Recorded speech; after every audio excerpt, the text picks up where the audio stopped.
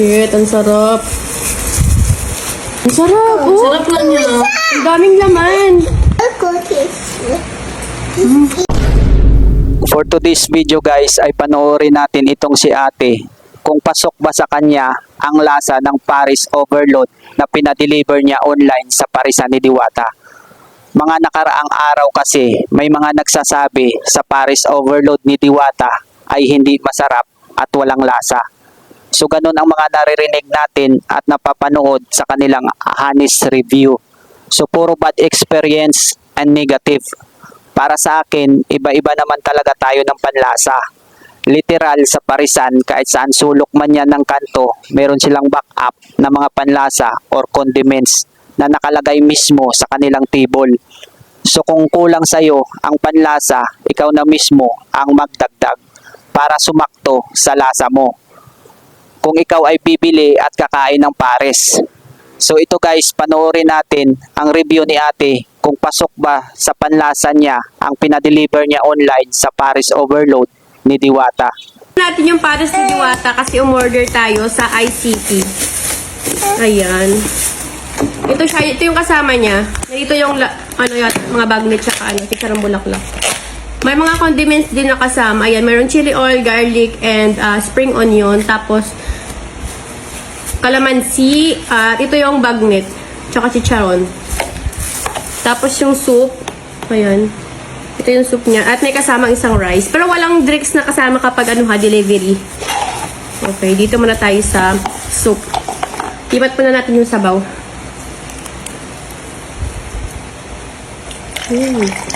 May tabak pang kasama.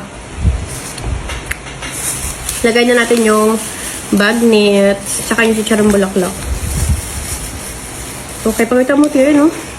Marami siyang laman.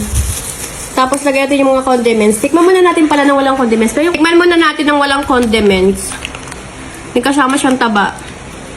Ayan, oh. Okay, tikman muna natin. Ito si charang bulaklak. May luya pa. Yummy? Sarap siya. My turn. Sarap. Ang sarap niya kasi wala pang condiments. Lagay na natin to. Tapos, sakto yung niya. Sakto yung lapot. Lagay natin yung garlic. Natin yung garlic. Ay! Oh my gosh. Okay lang yan. Okay, pakita mo, te. Ayun, sarap. Lagay natin yung chili oil para maanghang. Shit, ang sarap. Ang sarap. Oh, Sarap lang niya. ang daming laman. Ayan. Lipat natin yung kanin. Ang sarap niya. Kaya pala pinipilahan to. Yun lang. Tapos, ayan. Asisto. Ikaw pa nagkali ka naman siya. Loko. Ha? Yummy? Bagnet. Ang sarap. Yes. We're cookies. Eat. Pero mas maganda pa rin pumila doon, ha? Kasi may soft drinks na kasama.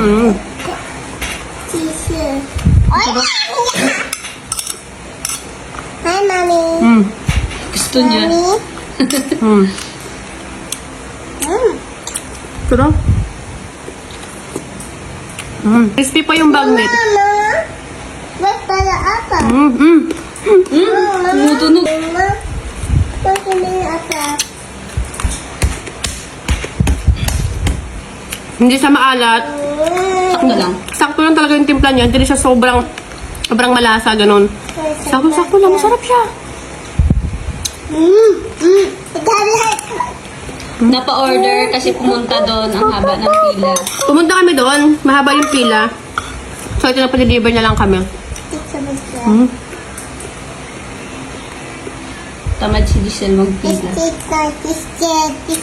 Pipila mo ba naman ng ilang oras, di ba? Pa-deliver ka na lang. Wala pang 100 pesos delivery fee. Sarap. Makapag-rice ka nga dito kasi sobrang daming sahog. Oo, tapos andi sabaw pa. Crispy, oo. Yun, oh. Yum, yum, yum. The best to. The best. So ayun guys, no, narinig naman natin ang sinabi ni ate. Sabaw pa lang, kahit walang condiments, panalo na. So swak sa panlasa ni ate ang Paris Overload ni Diwata. Kayo, anong komento nyo sa video na ito? Comment down below para malaman natin.